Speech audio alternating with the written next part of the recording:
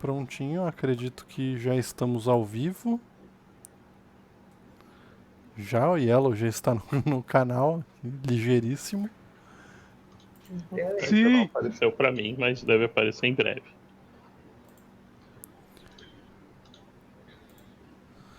Então é isso aí. sim, tem duas.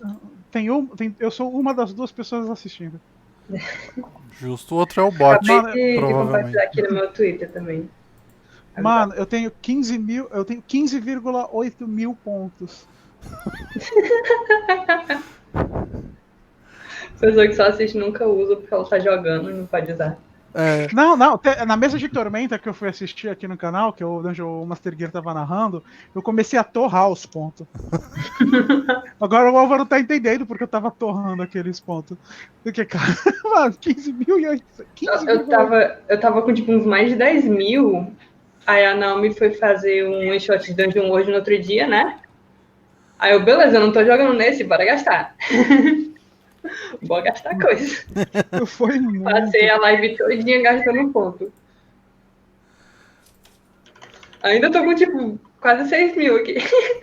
Eu tô com 20.080 pontos e eu acho que eu usei também na live de Tormenta pra tentar eliminar pelo menos um ou dois personagens ali, mas não rolou.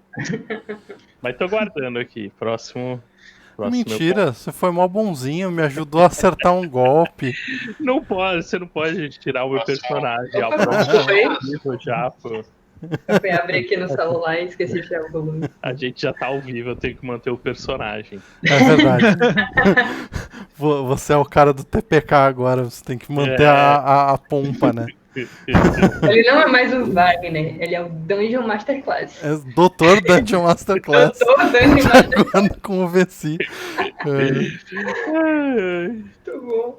E com isso, galera. Pós-graduado em Fantasy Grounds e mestre em TPK. Ai, gente. Desculpa, te interrompi, Álvaro. Você ia apresentar a gente. Eu ia fazer uma abertura pro canal, ainda tem pouca gente, mas eu acho que já dá pra gente começar a falar.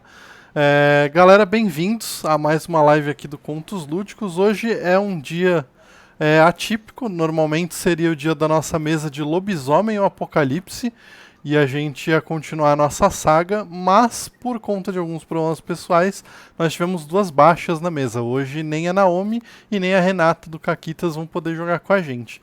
Então a gente achou que seria mais legal bater um papo com vocês e entre a gente mesmo, falar um pouquinho sobre a mesa, tirar dúvidas dos jogadores de vocês do chat, falar sobre o mundo das trevas, especificamente sobre o Lobisomem Apocalipse, que é um cenário que a gente gosta bastante. E aí a gente vai bater um papo, vai ser bem mais tranquilo hoje, então fiquem à vontade, se vocês tiverem alguma dúvida, quiserem mandar alguma coisa no chat, fiquem à vontade. Eu vou começar então passando as apresentações, vou passar para a Michelle, que está aqui do meu lado no overlay, então pode se apresentar. Oi galera, eu sou a Michelle, ou Michelle em todo canto dessa internet. E eu normalmente estou aqui nas mesas de Lobisomem, interpretando a Lilo, que ela é a única lupina do grupo, ou seja, ela nasceu loba, depois se descobriu garu, né? E eu não pude jogar a sessão passada porque eu tava doente. Aí eu tava tipo, tão animada pra sensação, mas aí a Renata ficou doente, a Naomi não pode por causa de outro problema. E eu, tá bom, tudo bem. Tem a Depois você ameaça elas. Ainda vai ter a sessão de fim de ano, a sessão especial antes do encerramento das atividades do ano. Vou passar então pro Dungeon Masterclass. Você tem medo? Eu vou contar por que você tem medo depois, tá? Vamos se apresentar, depois eu conto para as pessoas por que você tem medo de uma sessão de final de ano. Mas antes a gente vai deixar o Dr. Dungeon Masterclass se apresentar aqui. Então fique à vontade, doutor. E aí, pessoal, tudo bom? Boa noite aí pra galera que tá chegando. Eu sou o Wagner, tenho um canal na Twitch também, o Dungeon Masterclass, com mais sessões de RPG aí complementando muito do Contos Lúdicos. Devo dizer aqui, por medidas legais, que o McDonald's não nos processou. Por conta do golpe que ensinamos na última live, podem ficar tranquilos. O McDonald's não processou, mas também ainda não patrocinou, então vamos não patrocinou ainda. Então estamos ainda tentando ainda, né? O ano ainda não terminou, então ainda dá tempo de conseguir pelo menos, sei lá, uns McNuggets, alguma coisa assim. É isso aí. Vamos passar pro Yellow. Esta pessoa que logo vocês vão descobrir o quão desagradável ele é e por isso ele tem medo de sessões natalinas. Pode se apresentar, querido. Oi, gente, sou Yellow do Contos Lúdicos, também um dos narradores do projeto. Tá? Nada de especial sobre mim, pra me achar aí Yellow H3 no Instagram, e é só lá que eu atendo mesmo, porque no Twitter eu sou um babaca ainda que não uso o Twitter, mas eu tenho Twitter, eu vou lembrar ele e aí eu passo da próxima vez. Pior que não ter, ele tem e recusa compartilhar. Exatamente. Eu esqueço, eu não uso. Você deveria, porque muita coisa estranha acontece lá, muita coisa divertida, mas muita coisa estranha acontece lá, então às vezes vale a pena estar por lá.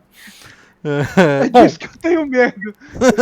A internet me assusta. Eu só tenho 6 anos, como é que eu vim parar aqui? Para quem está começando a nos acompanhar agora, eles fazem parte de uma matilha que é alvo de uma profecia e algo grandioso está para acontecer no Brasil e eles são a matilha que está diretamente envolvida com isso. Eles recentemente passaram pelo rito de passagem e se tornaram oficialmente membros da nação Garou, da Sociedade dos Lobisomens, o que teoricamente era o prelúdio da campanha, mas ele acabou se estendendo por um bom tempo, então foi bem legal. A gente passou por algumas situações bem diferentes aqui do universo de lobisomem. E agora, eles, depois de vários desafios e várias missões que parecem não fazer muito sentido, principalmente porque a maioria deles não tem muito contato com o mundo Garou, então parece que eles foram mandados em um monte de buscas sem sentido, então eles meio que se irritaram e resolveram passar um final de semana curtindo a vibe num hotel patrocinado pelo nosso querido MC, o personagem do Wagner, que deu um jeitinho ali de conseguir um final de semana para eles no hotel. Então, queria que vocês falassem um pouquinho sobre os personagens de vocês, o que vocês estão achando, se vocês têm alguma pretensão, gostariam de fazer alguma coisa com eles durante a nossa campanha. Podem ficar à vontade. Então eu começo, que o Toninho é um cara bem simples. É o único que sabia alguma coisa da Sociedade Garou. Ele pensa que sabe, né? Porque na verdade ele não sabe muito. Mas ele tá se esforçando, ele tenta não levar o grupo pra muita furada, tenta não ser assombrado por mais de um espírito ao mesmo tempo. Não, mas isso é verdade, dependendo de como rolar essa situação com o espírito assombrado, tava pensando em levar o Toninho pra esse caminho mais espiritual, sabe? Ele começar a se jogar nos espíritos pra ficar assombrado por eles pra resolver os problemas dos espíritos. É uma possibilidade legal. Detalhe. Dá pra misturar muito bem com o Wraith, né? E vocês, Dungeon Master Class? Eu nem pensei nisso, pra falar a real.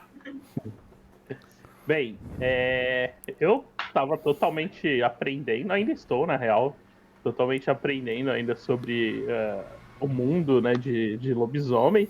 Eu tinha algum contato com vampiro, mas ainda lá na terceira edição, né, antes do V20, antes da quinta edição.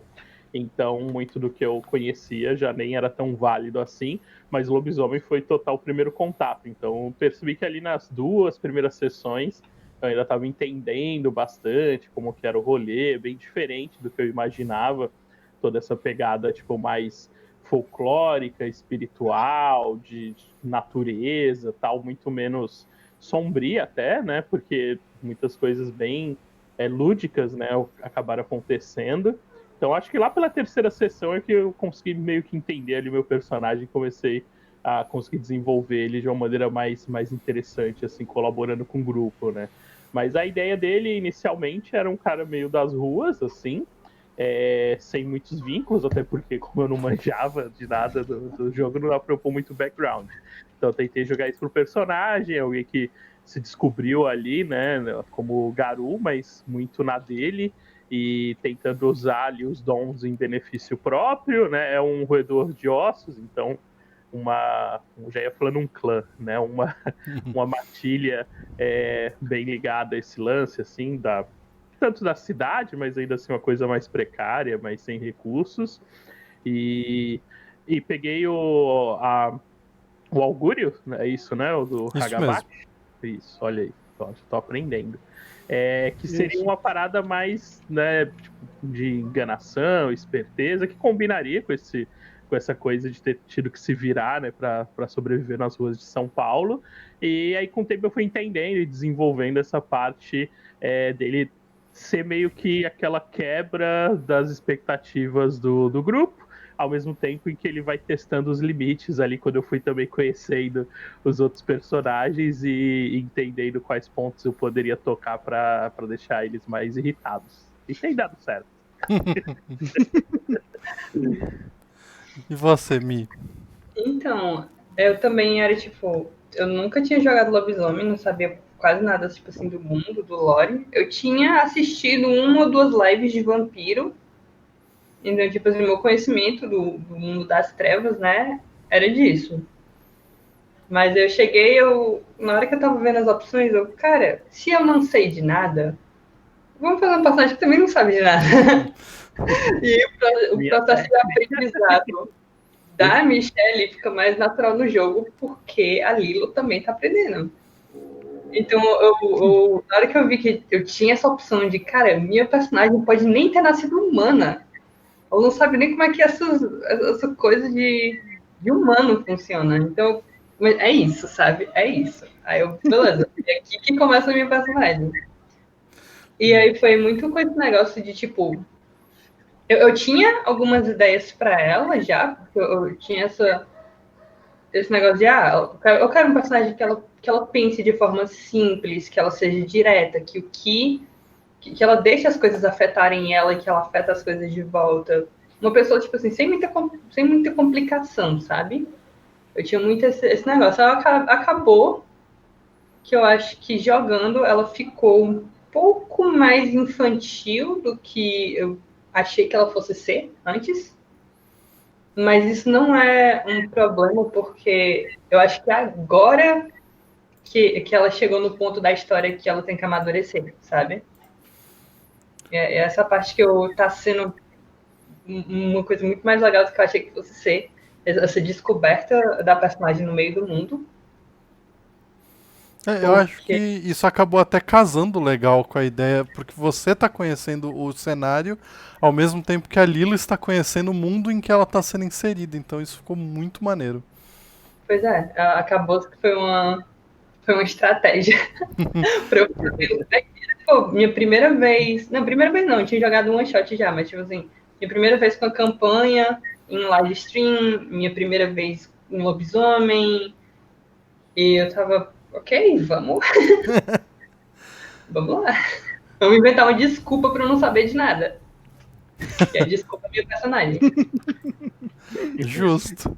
Eu gosto muito de Lobisomem, ele é do mundo das trevas, ele é o meu cenário favorito. E eu gosto muito dele porque existe muito para ser explorado. Então, assim, eu quis aproveitar esse começo, essa descoberta de vocês, para apresentar a parte divertida, a parte, realmente, como o Wagner falou, a parte lúdica do lobisomem. Então, vocês tiveram contato com fadas, e vocês foram para reinos umbrais diferentes, tal. Do momento que vocês retornarem e fizerem o final do ritual de passagem de vocês, aí eu vou começar a explorar algumas outras vertentes do lobisomem que são talvez um pouco mais sombrias, um pouco mais densas, que tanto com a parte de reinos umbrais, eu gosto muito de explorar a Umbra, porque pra mim ela é o grande diferencial do lobisomem para os outros cenários. Os outros cenários eles se focam muito na réplica de mundo que a gente tem. E o lobisomem ele não se prende nisso, ele tem reinos completamente diferentes, assim. de mundos, como vocês viram que eu narrei, que são, tipo, partes de seriados de televisão e de filmes, tudo misturado, com reinos altamente tecnológicos. Tem um reino em particular que ele é o reino padrão da Weaver, que ele é o sonho sci-fi cyberpunk concretizado, assim, onde tudo é autômato, tudo é altamente modernizado tal, e do outro lado você tem reinos que são realmente horríveis, que são os reinos corrompidos. Eu acho legal explorar essa variação toda. E além disso, existem outros vilões que ainda não foram apresentados que eu gosto também de colocar. Vocês já tiveram contato com um deles, que na verdade não é um vilão. Vocês tiveram contato com alguns vilões físicos, mas pra mim o grande oponente dos lobisomens, que é a Pentex, né, ela é uma corporação. Então assim, você é uma criatura que pode virar um lobo de 3 metros, você pode dilacerar carne como se fosse papel, mas está enfrentando uma criatura que não tem corpo, uma coisa que não é viva. Então assim, de que adianta sua garra no meio corporativo, assim? Eu queria só fazer um comentário, porque tu me lembra agora. Tem um quadrinho, fazer aqui a propaganda, um quadrinho muito, muito, muito bom, chamado How to Be a Werewolf. O site dele, ele é publicado no site howtobeawerewolf.com. Genial. Ele é muito, muito bom. E chegou num ponto da história que eu até fiz esse comentário frescando, a autora do quadrinho frescou de volta no Twitter, que é tipo, vamos derrotar esses lobisomens, vamos atacá-los com a maior fraqueza deles, burocracia. Eu ia dizer bala de prata, mas tudo bem. Mas é bem isso mesmo. Tipo, vocês podem enfrentar basicamente tudo, mas como se enfrenta, como se derrota uma máquina que está dentro do sistema, é uma máquina que o sistema depende, porque a Pentex ela não é só uma entidade maligna que quer destruir o mundo. Ela é uma geradora de empregos. Tem famílias que dependem dela, tem pessoas que dependem das subsidiárias dela. Então, tipo, ela é ao mesmo tempo... Ela é o horror do lobisomem, porque ela é o capitalismo selvagem e a mostra de que não há o que fazer quanto a isso. Não importa o quão poderoso, quantos itens mágicos, né, fetiches vocês tenham e rituais e dons mirabolantes, vocês ainda caem para uma coisa tão simples quanto poder e dinheiro, né? Mas aí que a gente vê também a abordagem de como cada tribo vê a Pentex. Cada tribo escolhe uma maneira diferente para lutar com essas coisas. Sim. Ó, a Sarah falou que ela é tipo Império em Star Wars. É exatamente isso. É aquela sensação de que vocês não conseguem passar por aquilo. Vou dar as boas-vindas pro Dan Ramos Art. Bem-vindo. A gente está hoje conversando um pouquinho sobre lobisomem. Hoje era dia da nossa mesinha de lobisomem, mas por conta de um desfalque na equipe, nós estamos batendo um papo, conversando um pouquinho. Estamos falando sobre a Pentex, né, uma das grandes oponentes dos lobisomens. E é o que o Iê disse, cada tribo tem a sua forma de lidar com ela, né? Você tem os andarilhos do asfalto que tentam vencer deles no próprio terreno deles, através do mercado agressivo, de compra de ações e tentar derrubar a empresa. Você tem os Cria de Fenrir que vão invadir uma sede da Pentex, quebrar tudo e sair matando todo mundo que tá lá. E às vezes nenhum desses dois consegue muita coisa, né? Não, ou até você junta aí a ideia dos andarilhos do asfalto com os roedores de ossos pra fazer ataque de bomba, ataque terrorista mesmo, aquele famoso ecoterrorista, né? Sim, essa foi um estigma do lobisomem durante muito tempo, né? Do lance deles serem ecoterroristas. Mas a real é que é uma vertente válida do jogo e os lobisomens, eles são... É que eu acho que agora vai sair a 5ª edição, né? Já foi anunciado oficialmente. Então já podemos ficar felizes e começar a nos preparar para atualizar as fichas. Porque vai sair agora no primeiro semestre de 2021 o Guia do Sabá, 5ª edição. e depois o próximo livro da lista é o Lobisomem Quinta Edição. Então, eu já estou bastante ansioso porque eu gosto muito, muito de lobisomem. E eu acredito, pelo que eu ouvi, né, pelo que eu ouvi, li de comentários de pessoas envolvidas na produção, eles talvez deixem um pouco de lado, não tirem, mas eles vão deixar um pouco de lado o lance do ecoterrorismo especificamente, e eles vão pautar o lobisomem mais em causas sociais, em os lobisomens ajudarem a humanidade a se desenvolver em questão de apoiar outras pessoas, apoiar minorias e apoiar movimentos sociais. Então acho que essa vai ser uma guinada que pode ser bem legal. Eles podem fazer isso errado, que a White Wolf, né, tem a sua cota de problemas ali. O próprio desenvolvimento do V5 teve uma série de probleminhas, mas acho que eles estão aprendendo, eles estão conseguindo lidar bem com a repercussão, e eu tenho esperanças pro Lobisomem Quinta Edição. Mas o lance da corporação e tal, isso tem os reflexos, então, nos mundos espirituais lá, tá? Criaturas que meio que se alimentam dessa coisa mais corruptora e tal. Então tem meio que um secto de vilões conhecidos, e a corporação é meio que a representação física disso? Seria uma treta assim? Ou... É assim, a Pentex, ela é uma corporação controlada pela Wyrm. Então, assim, dentro das fileiras deles, das mesas diretoras, vice-presidentes, essa galera, existem pessoas, né, e entidades que agem ativamente para a corrupção do mundo.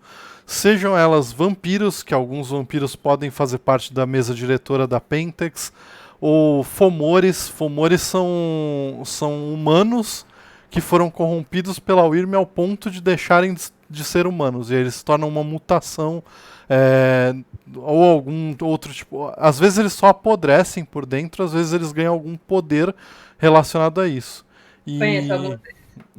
Exato. Na mesa de vocês, inclusive o presidente do país onde vocês estão é um Fomor. Ele é uma dessas criaturas que foi transformada pela Wyrm. Você tem... Apenas uma fantasia, apenas uma metáfora. É claro, qualquer semelhança com a realidade é mera coincidência. Você tem os malditos, que são a parte espiritual da Wyrm. A Wyrm ela é uma força.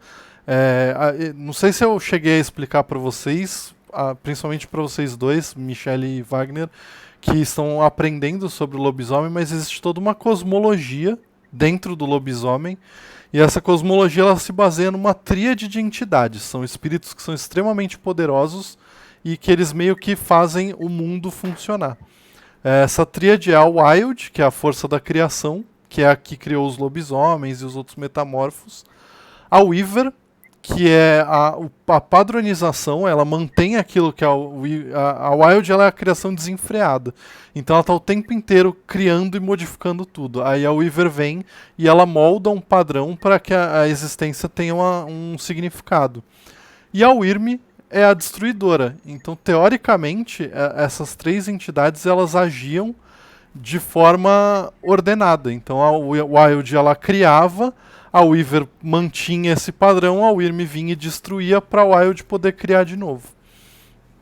E nesse meio tempo algo aconteceu, e aí existem variações na história. Existem algumas tribos que acreditam que a Wyrm enlouqueceu e tentou começar a destruir tudo, e outras tribos acreditam que a Weaver enlouqueceu e tenta aprisionar tudo num grande padrão.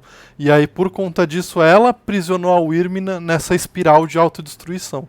Mas o grande inimigo de vocês é a Wyrm. A Wyrm ela é representada de várias formas, e um desses braços é o lado da Pentex, que é o lado espiritual, o lado físico, né? O lado burocrático. Existem reinos da Wyrm que são relacionados à Pentex, mas não diretamente. Tem um reino umbral que se chama A Cicatriz, que ele basicamente é assim: quando você entra nele, você perde a sua habilidade de se transformar, você perde completamente, você se torna um humano comum. Mesmo que você seja lupino, você vira um humano comum. E aí você entra e o mundo espiritual ele é basicamente um prédio. E aí quando você entra nesse prédio tem um monte de cubículo com um computadorzinho. E aí normalmente quando alguém entra, surge um cubículo para essa pessoa. E aí essa pessoa começa a achar que ela sempre esteve ali. E aí você começa a sentar no cubículo e trabalhar num trabalho completamente dispensável e sem nenhum sentido, tipo avaliando relatórios de qualquer coisa, e você fica preso ali para sempre enquanto sua energia vital é sugada. E existe mais de uma história de lobisomens que se perderam e nunca mais foram recuperados porque ficaram presos nesse universo. E isso seria uma vertente da própria Pentax. A cicatriz é foda. Cara, tem um livro que ele só fala disso. Sim. Que ele só fala disso. Tem um monte de reino umbral que você pode usar. Mas foi o que o Álvaro falou, os reinos umbrais eles se dividem em vários aspectos, desde os mais fantasiosos aos mais realistas. Tá? É foda. Eu tô rindo, que eu já. Quando. Assim, numa mesa muito antiga, quando eu narrei, eu usei alguns. Foi engraçado. Como cada mesa responde a cada reino umbral. É diferente. Porque eu fico imaginando aquela época, os jogadores como responderam ao reino umbral, como esse. Comparando com esse grupo, como nós responderíamos. Eu não sei o que aconteceria, não. Ó, o Bruno ESB falou com relação aos movimentos sociais, já havia alguma ligação entre tribos e parentes de tribos, entre os filhos de Gaia, Uktena, Wendigo, Fúrias Negras e até Crias de Fenrir. Isso estaria sendo abordado no livro básico agora? Bruno, eu não posso te dizer com certeza, tá? Porque tudo que eu li até agora foi meio que tweets espalhados de desenvolvedores e pessoas que já confirmaram que estão na produção, ou matérias em inglês que eu li procurando mais sobre as coisas, mas me parece que eles vão dar uma focada maior nessa interligação com movimentos sociais, principalmente como os Filhos de Gaia. Os Filhos de Gaia eles já têm um histórico de participar de movimentos sociais e de ajudar. Eu não sei como é que eles vão lidar com os Uktena e o Wendigo, até porque particularmente isso é problemático lá para eles nos Estados Unidos, porque é uma representação estereotipada de nativo-americanos. Então eu não sei como que eles vão lidar, embora a história seja muito bonita, né? Eu não sei se depois eu falo um pouco mais sobre as tribos em si. É porque não tem ninguém na mesa de nenhuma das tribos nativas, então é mais de boa de lidar com eles no centro da cidade. Mas eles acabaram de ter contato com o Wendigo. Então assim, eu acredito que eles vão abordar de forma mais contundente agora. Principalmente essa questão que os Filhos de Gaia já faziam. Os Filhos de Gaia eles já tinham o costume de participar de passeatas e movimentos e protestos. Então acho que agora os outros vão meio que nessa linha. E vou dar um oi aqui para Mariana Já Existe, um dos melhores nicks da Twitch, indiscutivelmente. Ela joga aqui Tormenta com a gente, bem-vinda. Hoje a gente está aqui batendo um papinho sobre Lobisomem e o Apocalipse, falando um pouquinho do cenário e de outras coisinhas dele. Vou inclusive espalhar aqui, vou explanar, já que eu tinha prometido no começo, o Sr. Yellow está com medinho de uma sessão Natal, porque há 2 anos atrás ele narrava uma campanha para mim, para Sarah, que joga aqui Tormenta com ele, que é a minha esposa, e para uns outros amigos nossos, e aí ele fez uma sessão de Natal. Foi tipo uma das sessões mais lights que a gente teve, foi pique o que vocês tiveram com o McDonald's. Foi assim, a gente tinha passado por vários problemas e a sessão inteira foi comprar presente de Natal pro orfanato, que era o nosso caerne para as crianças, e passear no shopping e montar ceia e todos esses bagulho. E aí ele terminou a sessão, foi assim, ele matou o meu personagem e falou: e continuamos na próxima sessão. Então, assim, na defesa dele eu tinha pedido pra ele matar esse personagem, porque ele estava tendo alguns problemas com outro jogador. E aí eu falei, prefiro evitar, então deu uma morte digna pra ele. Mas foi assim, ele escolheu um momento muito escroto, porque tava todo mundo de boa, todo mundo tava feliz, todo mundo que tretava parava de tretar. E aí ele resolveu que ia matar o meu personagem. Sério, eu acho que depois eu fiquei muito satisfeito com o resultado, porque foi muito chocante. Mas assim, a galera ficou, sério, uns 40 minutos, são 1 hora depois que acabou a sessão, discutindo como eles iam se vingar do Yellow. Não era tipo da mesa. Era tipo como eles iam acabar com o negócio. Então foi muito legal, foi muito diferente, assim. Mas é por isso que ele tem medo de uma sessão natalina. É que a vingança vem, entendeu? Ela demora, mas vem. Ela sempre vem. Nossa, eu acho que é quase um pouco off-topic, mas fazia um tempo que eu não... Por questões que o Natal tinha deixado de ser, sabe, uma época comemorativa pra mim. Só que a minha irmã chegou pra mim e disse, vamos fazer o seguinte, vamos ver filme brega no Natal, é isso que a gente vai fazer.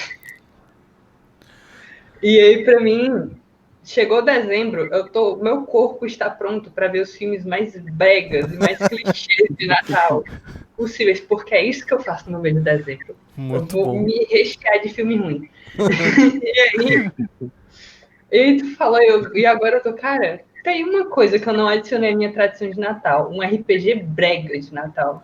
Eu acho justo. Existem umas opções maravilhosas. Inclusive, Passion de las Passiones, que é um Powered by the Apocalypse, para telenovelas mexicanas, que é muito maneiro. Então acho que isso seria essencial. Eu e a Sarah, a gente tem um ritual natalino também. No dia 24 de dezembro, invariavelmente, desde que a gente começou, então a gente está há 15 anos mantendo essa tradição, a gente assiste um Herói de Brinquedo com o Arnold Schwarzenegger. Esse filme é maravilhoso, esse filme é o melhor filme de Natal que já existiu. E cara, eu não consigo passar o Natal. Não é Natal se a gente não assistir esse filme, então... Nossa, o Herói de Brinquedo é tão bom. Filme do Arnoldo, pô. Falando em filmes, vocês, né, Álvaro e o Yellow, que manjam tudo de lobisomem, tem algum filme que traz, assim, todo meio que o estilo, assim, do jogo? O que vocês indicariam? Tem. Underworld. Underworld traz completamente o estilo da White Wolf. Ele traz tanto que ele foi processado pela White Wolf. Que tem a mina que é uma vampira? Sim, Anjos da Noite. E sim, eles foram processados pela White Wolf e eles fizeram um acordo com a White Wolf que parte da renda dos filmes seria devolvida para a editora, porque basicamente aquilo é o World of Darkness. Assim, Você já assistiu o filme? Você já assistiu o filme, Wagner? Eu não assisti o último. O último presta? É que existem milhões, não é? Eu consigo sim, lembrar pelo menos. tem vários. Eles não são exatamente fiéis, mas até aí você tem que levar em conta que nada é exatamente fiel ao cenário do World of Darkness, tirando um seriado do Aaron Spelling, que é tipo o mesmo cara que fez Barrados no Baile. Então, assim, vai vendo como é. Mas existe, tá? A internet tem. São 6 episódios, é um seriado de Vampira Máscara. Se chama Kindred The Embrace. Deixa eu anotar isso aqui. É fabuloso. São 6 episódios. O seriado acabou porque o príncipe da cidade, que era o Ventro, ele morreu num acidente de moto. E o seriado já tava indo muito mal, então eles tipo, acharam melhor não continuar e falaram, tipo, como um dos protagonistas morreu, a gente vai parar de fazer. Mas é mentira, é porque era ruim. Era, tipo, muito ruim. Era, tipo, os caras pegaram um excelente produtor, que é o Aaron Spelling, ele fez muita coisa boa. Só que assim, você vai fazer um seriado de Vampira Máscara, você não vai chamar o cara que faz Melrose Place e Barrados no Baile. Tá ligado? Você vai procurar alguém que vá na linha do que você tá querendo oferecer. Porque o seriado basicamente é isso. Ele segue a linha do Barrados no Baile do Melrose Place. Tem inclusive uma cena linda que o Nosferatu, a Torídor e o Ventro estão discutindo no amanhecer. Que é tipo fantástico, assim. Mas tipo, tem isso, né? Mas é um seriado dos anos 80, 90. Assim, Não vamos falar que as coisas são ruins, vamos falar que elas têm qualidade duvidosas. ela é da sua época. Ela é um produto da sua época. Eu sou defensora de que você pode objetivamente dizer que algo é ruim e amar mesmo assim. Então, tipo assim, cara, é ruim. Mas Exato. não significa que você não pode gostar. O mundo das trevas é muito ruim. O sistema é todo quebrado. O sistema ele não faz o menor sentido. E eu amo. Eu amo todos os cenários. E assim, eles não fizeram nem esforço pra dizer que não é. Eu participei de um Ask Me Anything com o Mark Hagen. E aí um cara virou pra ele e falou: pô, por que você fez os Tremere tão quebrados? E aí eu pensei, ele vai dar alguma desculpa, né? Ele vai falar, pô, não é bem assim e tal, os Tremere eles têm... E aí a resposta dele foi tipo, porque a gente não tá ligando pra regra, a gente só queria fazer um bagulho legal pô, um vampiro mago é muito cabuloso, não é? E aí, tipo, essa foi a resposta dele. Eu falei, ok, eu consigo aceitar isso e entender que, tipo, o bagulho é ruim, mas eu gosto e vou continuar gostando. Mas até tá certo, porque como é o melhor clã, ele tem pra tentar, né? Isso só, eu bato, eu vou convencer, eu sou maluco e tal. E no final os Tremere não. Então, Wagner, você até travou, porque nem a internet concorda com o que você tá falando. Nem a NET, claro, concorda que os Tremere são um clã. Então eles te impediram de falar essa heresia que você estava falando. Não, peraí. Eu voltei agora. Voltou ao normal. No momento que você parou de falar dos Tremere, você voltou ao normal, assim, com perfeição. Cara, o agente perfeito que tá te supervisionando ele. Caralho, ele vai falar merda de Tremere, deixa eu cair aqui a internet dele. Mas ainda falando do filme, eu achava meio estranho, porque os lobisomens eram bem fracos nesse Underworld, que eu lembro de umas cenas tipo, deles escravizando os lobisomens. Então, tipo, os lobisomens, eles são bem controlados, é meio que, tipo assim, o que eu vi dos filmes, o que eles fazem muito é, tipo, os vampiros, eles têm medo dos lobisomens, porque se eles perdem o controle dos lobisomens, eles estão fodidos. Então, é, tipo, meio que esse negócio. Quer dizer, tipo, a gente vai escravizar eles, porque se a gente não escravizar eles, fodeu. Uhum. Tem um filme que aborda essa parte. Uhum. Dessa. Um dos 500. Sim. É que, assim, na real, eles também não fizeram exatamente igual. Tanto que, assim, existe um filme que saiu, acho que em 2018, que é muito legal, por sinal. Tem na Amazon gringa pra comprar online. Não tem legenda em português, mas é um filme muito bom. Que é um filme que é a história da White Wolf. Que é um documentário que conta a história da White Wolf, a criação do vampiro, o que eles impactaram e até a queda deles. E o Mark Hagen, ele fala que um dos maiores motivos da queda foi o fato de que todo mundo começou a copiar eles e tá atacando o Oba. E aí chegou um momento em que eles não tinham grana para pagar os advogados para processar todo mundo que eles precisavam processar. Porque começou a ter uma história muito legal desse documentário que ele mostra. Tem um artista que ele meio que fez todo o padrão visual do Vampiro à Máscara. Eu vou até ver se eu acho aqui o nome dele.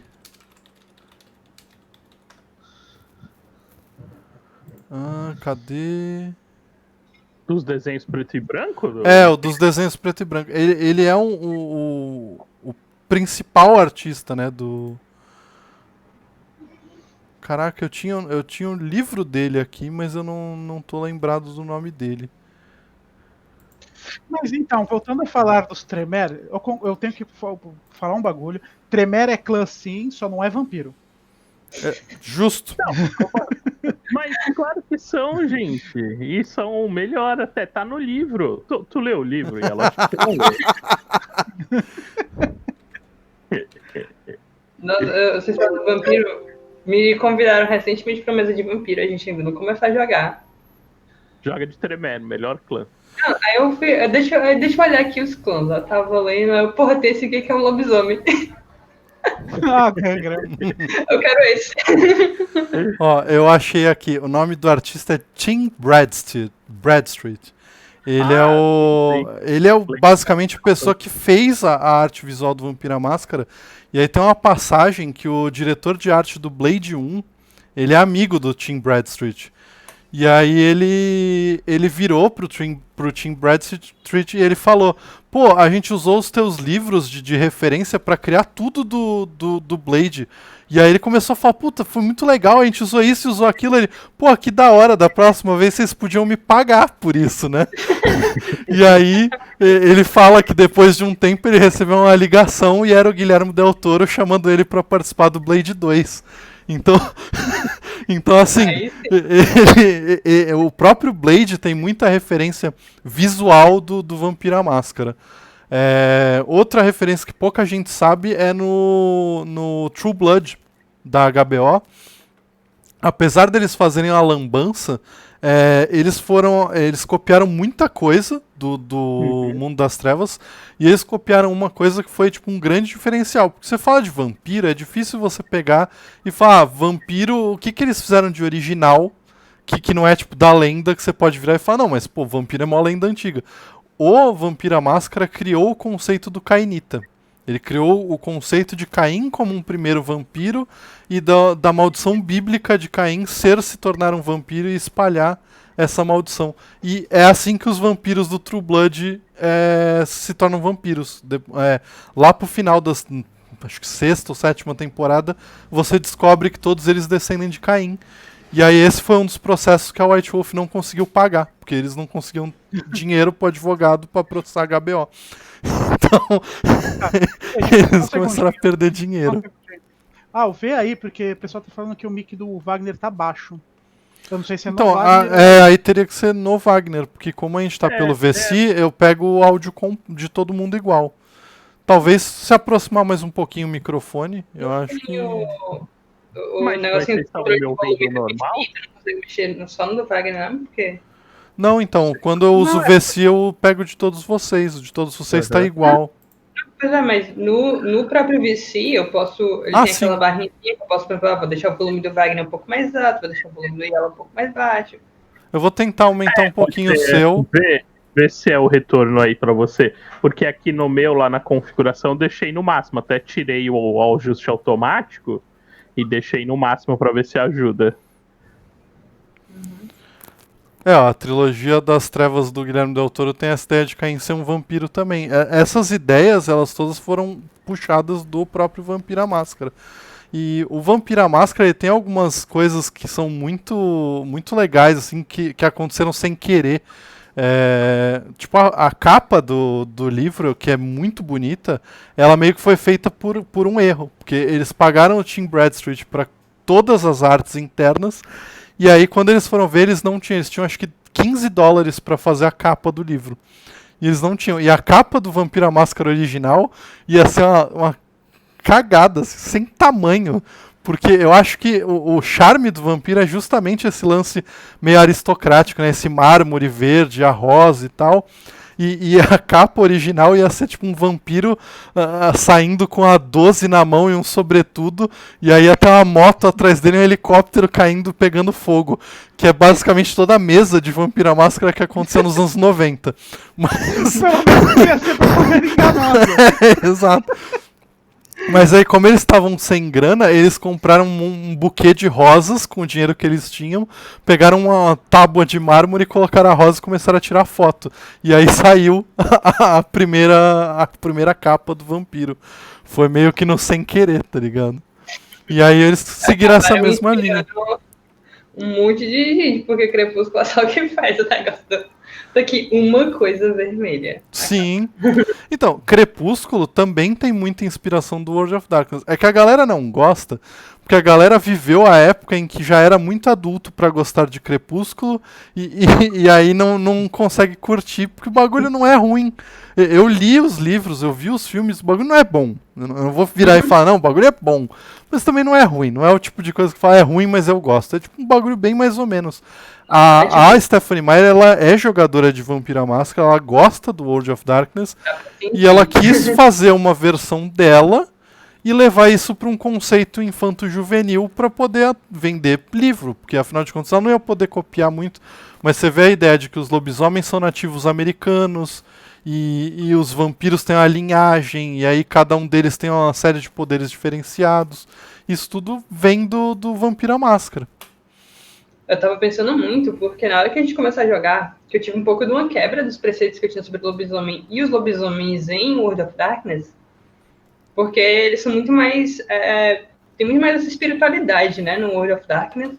Quando a maioria dos filmes de lobisomem que eu vi, eles eram um negócio muito... eu não tenho uma palavra, eu acho que é tipo biológico, sabe, do que místico. Sim, eles são bestiais. Acho que é... Bestiais mesmo. E aí quando a gente começou a jogar, eu fiquei, cara, parece mais os lobisomens de Crepúsculo. Sim, isso porque vocês não tiveram contato com os nativos. Os nativos são muito a vibe do Crepúsculo. Porque eles também têm nomes nativos para as coisas que eles fazem. Então, eles nem chamam Gaia de mãe, como vocês chamam. Para eles, ela é a grande avó. E eles têm todo um lance espiritual, tal. A história das tribos nativas, vou falar aqui, aproveitar que não tem ninguém. Então essa história provavelmente nunca vai ser contada em on. Então eu não posso contar em off para vocês. Existia 3 tribos de lobos na América antes da invasão do Homem Branco. E essas tribos eram os Wendigo, os Uktena e os Croatan. Os Wendigo, eles são considerados o irmão mais novo, que são os mais revoltados, mais combativos, eles eram os mais furiosos. Os Uktena, eles eram Os mais pistolinha. Os mais nervosinhos, mais pistolinha. Os Uktena, eles são o irmão mais velho, que eles são os guardiões dos segredos, protetores, que cuidavam dos outros. E os Croatan, eles eram o irmão do meio, eles traziam equilíbrio entre eles todos. E aí, quando o Homem Branco chegou nos Estados Unidos, eles trouxeram uma criatura da Wyrm, conhecida como a Serpente de Chifres. E essa Serpente de Chifres, ela ia engolir o mundo. E aí os Croatan todos se juntaram e eles fizeram um ritual no qual todos eles se sacrificaram para fazer a Serpente de Chifres adormecer. E aí a tribo deixou de existir e isso acabou gerando muita raiva nas outras tribos norte-americanas. Então por isso que eles não conseguem lidar muito bem com o Homem Branco. O lance do folclore na FURIA em São Paulo, ela veio porque eu gosto muito do folclore brasileiro, eu acho o folclore brasileiro muito rico, e eu acho que é importante a gente integrar coisas nossas no cenário. Eu podia fazer, tipo, eles terem, sei lá, o totem do búfalo. E aí eu vou, tipo, cara, nem é um animal que, tipo, ok, tem búfalo no Brasil inteiro. Existe. Mas, assim, é um animal que vem de outros países para ser criado aqui e tal. Ou então, ganhamos aqui R$3. Valeu, Barralax, por ajudar a gente com coisas brilhantes. Mas não podia ter sido o vira-lata caramelo, então? Poderia ter sido um vira-lata caramelo.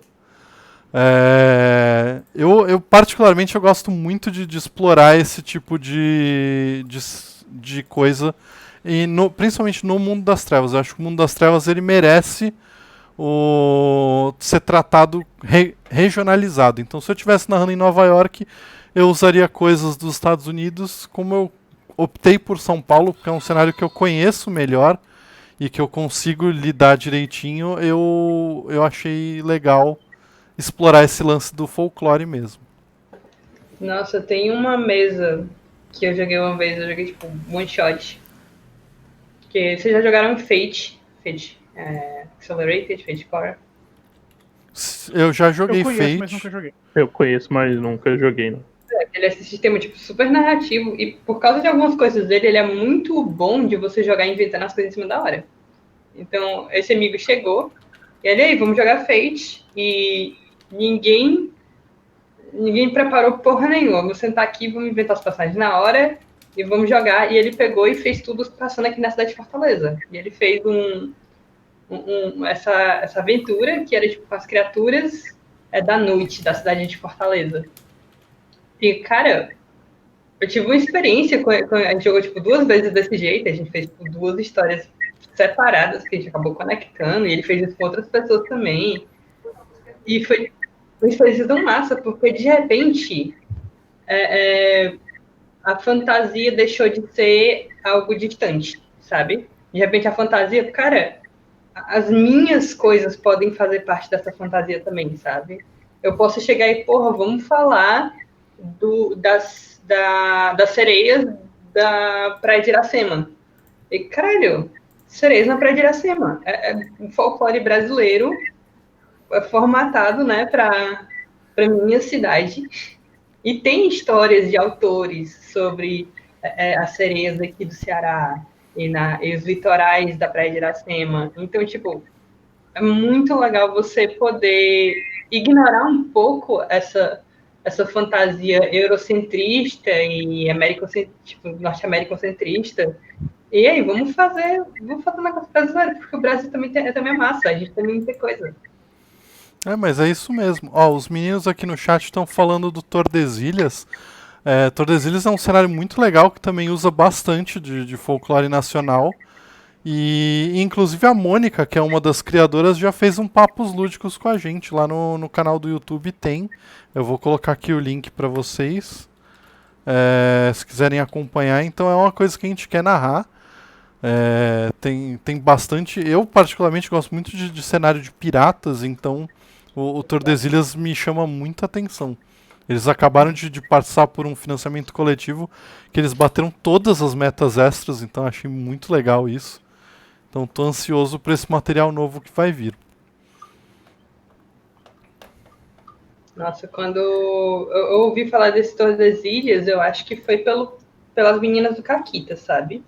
Elas falaram de Tordesilhas, eu fiquei, caralho, a gente pode fazer uma história de pirata no Brasil. E ninguém lembra disso. Vamos fazer isso. Por favor. Eu adoro coisa de pirata também. Eu não conheço Tordesilhas. Cara, é um cenário muito maneiro de verdade.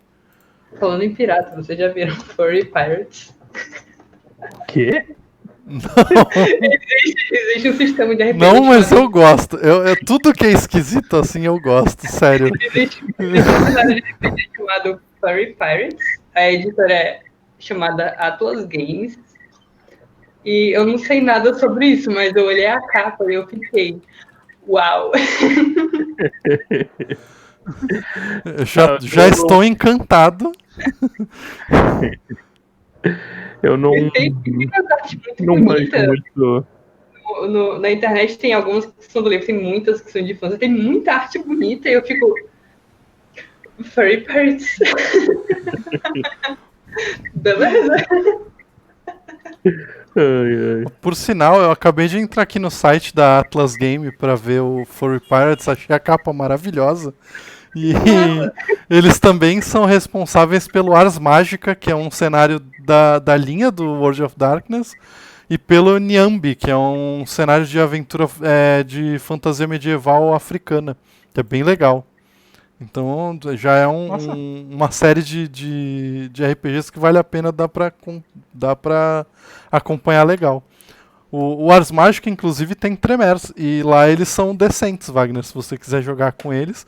Quando chegar o meu Ars Magica, você vai poder jogar de Tremer e não ser uma pessoa que não é nenhum clã e tá aí. Eu vou ser a pessoa que vai fazer isso, porque é tão bom que tá até em outro livro. Eu não me enveredei tanto no mundo de vampiro, mas vou perguntar, qual é a história com os Tremeres aí, hein? Assim, extraoficialmente, a galera tira sarro com o Tremere porque eles são muito roubados. E eles são tão roubados, como eu mencionei anteriormente, o Markenhagen falou, são mesmo, e a gente fez porque ia ficar maneiro, eles serem roubados assim. Mas, oficialmente na história, eles são um grupo de magos, eles eram uma vertente de uma tradição de mago ascensão, que é a Ordem de Hermes, e aí eles tinham esse desejo pela vida eterna. E eles sequestraram um antediluviano salubre. Eles fizeram um ritual mágico para que eles pudessem se tornar vampiros. E aí eles são conhecidos como usurpadores por isso. E a galera fala que eles não são clã porque eles de fato não são. Eles são magos que fizeram um ritual para se tornar vampiros. Mas Conhecidos oficialmente como eles são usurpadores clãs. pelos invejosos. Faltou você completar isso daí. Essa é a questão, entendeu? E é basicamente isso. Dá pra ver aí quem tá certo ou não na história, né, Michele? Pela até a forma que o Álvaro colocou as palavras aí. Entendi. Isso. E o Ars Magica, ele foi o primeiro sistema que o Markenhagen criou, e ele era num medieval fantástico que seria o pré-mundo das trevas. Então, todos os personagens são da Ordem de Hermes. A Ordem de Hermes é uma grande ordem de magos. E aí existem casas dentro dessa Ordem de Hermes, seriam os clãs.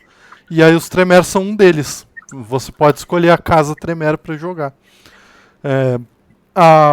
O lance do Ars Magica é que os magos eles são muito poderosos. E aí eu acho legal que a ideia do sistema é você ter uma ficha para o seu mago, que é uma criatura de alto poder, mas que pode tomar uma flechada e morrer. Então ele dificilmente vai sair dando rolê e fazendo aventura tipo um mago de D&D. E você tem uma segunda ficha de personagem, que é a ficha do seu capataz, da pessoa que você, grande poderosa maga, vai mandar fazer, tipo, comprar pão e fazer, tipo, levar uma informação para algum lugar. Então você sempre joga com duas fichas. O sistema ele ainda permite. Meu cavalariço, vá comprar pão. É isso. E o sistema ele permite, que é uma das paradas que eu acho mais maneira, embora seja opcional, mas eu acho que enriquece muito a ideia do sistema, é que você crie 3 fichas de personagem, uma do seu mago, uma do seu cavalariço e uma de alguém da cidade. Tipo, vou criar o chefe da guarda da cidade, ou vou criar o padeiro, ou vou criar o guardinha X, e aí cada um de vocês montaria esse terceiro personagem, vocês colocam ele numa pilha. E aí a qualquer momento, qualquer jogador pode puxar um dos personagens da pilha e começar a interpretar ele durante uma cena. E aí no final da cena ele devolve a ficha para a planilha. Então você consegue fazer várias coisas diferentes com os personagens. Legal. Isso é bem bacana. Isso é massa. Isso aí é uma das coisas que me atraiu no sistema. Eu entrei no site da editora, né, por curiosidade. Eles têm um RPG chamado Magical Kitty Save the Day. Parece incrível. Parece muito bom também. Você tem 3 status: Cute, Cunning e Fierce. Incrível. Eu gosto muito desses sistemas malucos. Um dos meus favoritos, eu sempre vou mencionar ele, é o Cidrácula. O Cidrácula, ele é uma forma completamente diferente de jogo que de qualquer coisa que eu já vi antes. Eu ainda não tive a oportunidade de jogar, mas eu pretendo quando a pandemia acabar, porque ele requer espaço. Que a ideia do Cidrácula é basicamente a seguinte: vocês todos são animais zoantropomórficos, então todos são animais falantes, e vocês escolhem um nome para vocês. Cidrácula é o nome de um grande advogado, porque todos vocês são advogados. E o Cidrácula é uma girafa, que é um grande advogado. Então você escolhe 2 nomes para montar o nome do seu personagem, e eles absolutamente não podem fazer sentido entre eles. E aí o jogo consiste no seguinte: vocês vão definir uma cena do crime, cada um vai ter direito de escolher uma testemunha e um objeto para apresentar. E aí vocês vão para o julgamento. No julgamento você tem que provar o seu argumento. No mundo de Cidrácula, provar quem é o criminoso ou se alguém é inocente não importa. O que importa é você provar que está certo e todo mundo concordar que você está certo. Então você pode fazer qualquer argumento. E aí, tipo Phoenix, então. Sim. E aí você faz o seu argumento. Se algum dos companheiros advogados fizer uma objeção, aí vocês param e aí vocês dois têm que passar por um desafio de dança, do qual o resto do grupo vai ser juiz. Então o desafiado escolhe um estilo de dança e vocês dançam pra ver quem se dá melhor no desafio. Cara, é um sistema tão maluco que deve ser muito legal de jogar, assim, muito divertido. Eu tô imaginando. Vou puxar action! Funk carioca. Maravilhoso, maravilhoso. Ó, o Reva falou que eu tenho cara de quem narraria Ten Candles. Foi um dos últimos sistemas que eu peguei antes da pandemia, Reva. E eu queria muito, mas é outro tipo de sistema que eu acho que precisa ser físico. Então, enquanto não voltar à normalidade do mundo, eu não pretendo narrá-lo. Mas ele é bem legal. Não sei se vocês já ouviram falar do Ten Candles. Ele é um cenário, é um sistema de terror que basicamente, assim, a gente acende 10 velas, apaga todas as luzes. Vocês têm o tempo de sobrevivência do tempo que as velas continuarem acesas. E aí vocês vão rolando dados. Toda vez que vocês falham num dos resultados, eu apago uma das velas. E se uma vela apagar naturalmente, ela não pode ser reacendida. Então ela passa. É uma parada muito legal, assim, de passar essa sensação de ansiedade, de nervoso numa mesa de suspense. Que massa, isso parece massa. É Mas bem tem legal. personagem? Como que Sim, é? você monta uma história de suspense. Aí Cthulhu? meio nessa pegada. Você pode criar um suspense real, colocar um serial killer atrás de vocês, ou até algo mais fantasioso, mais pra vibe do Cthulhu e esse tipo de E tem coisa. como ganhar? Tem, se vocês resolverem a situação antes das velas apagarem. Vocês têm 10 velas, então assim, as chances de vocês conseguirem são razoáveis. Mas Cthulhu não é fantasioso, tá ligado, né? Não, claro, mas a gente tem que passar uma imagem, né, Tá. de que... Menos mal, porque aí o pessoal que tá assistindo vai achar que, né, tá seguro e nunca estão, hein? Afinal, Cthulhu jaz morto, dormindo. Ele pode Exato. acordar a qualquer momento. Não a qualquer momento, né? As estrelas têm que estar certas. Que é, tipo, uma das profecias mais maneiras. Que é, tipo, quando as estrelas estiverem certas. Tipo, como assim? Quem vai falar? Tipo, imagina Cthulhu acordando assim, tipo, não, aquela estrela ali não devia estar ali, não. Vocês me chamam depois. Mais 5 minutinhos. Cultistas estão aí só esperando esse momento.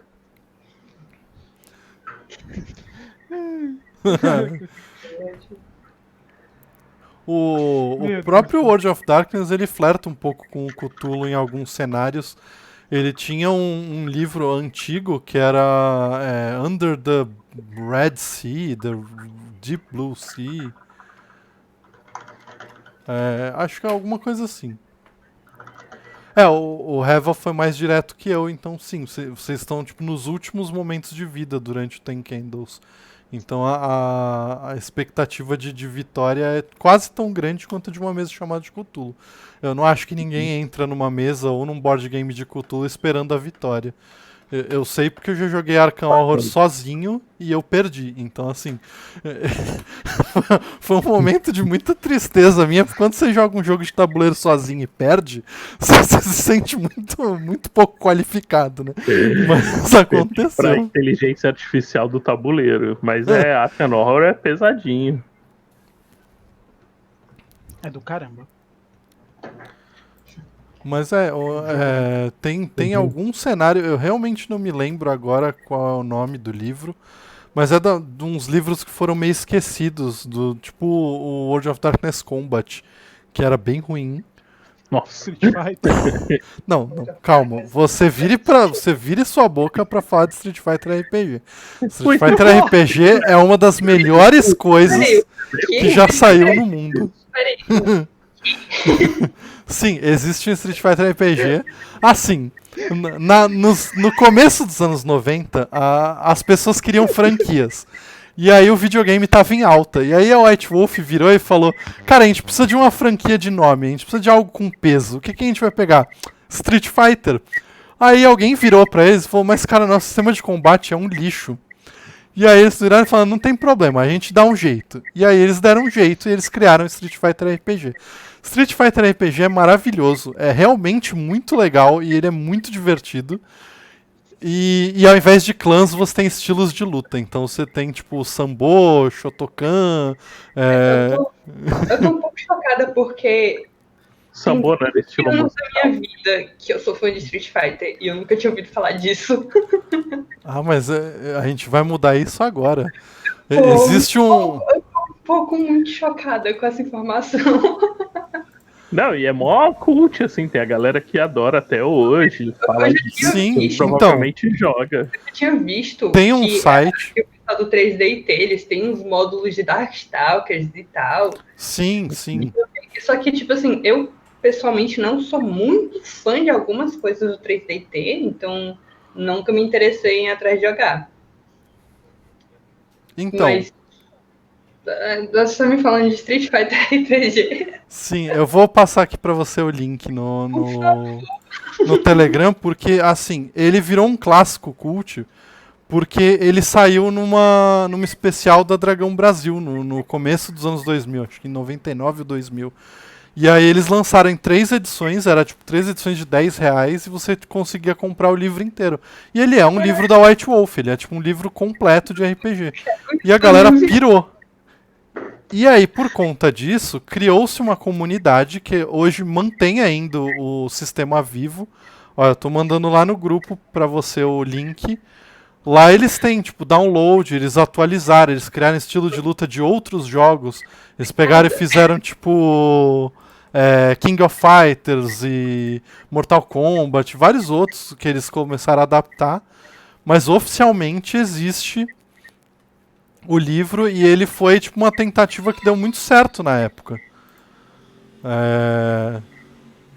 Vamos dar boas-vindas pro Bolacha Não Biscoito.